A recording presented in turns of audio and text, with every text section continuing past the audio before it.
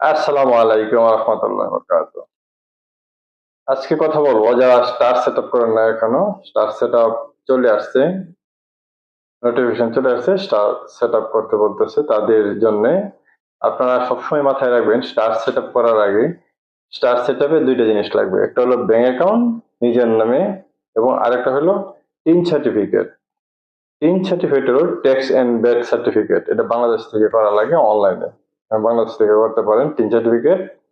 আর একটা bank account, আপনারা যদি প্রবাসে থাকেন তাহলে প্রবাস থেকে একটা ব্যাংক অ্যাকাউন্ট, অথবা যদি আমরা মনে করেন যে না আমি প্রবাসে আছি অল্প দিন থেকে আমি দেশে চলে যাব, তাহলে বাংলাদেশের একটা ব্যাংক অ্যাকাউন্ট। তবে বাংলাদেশেরটা দেওয়াই সবচেয়ে বেস্ট।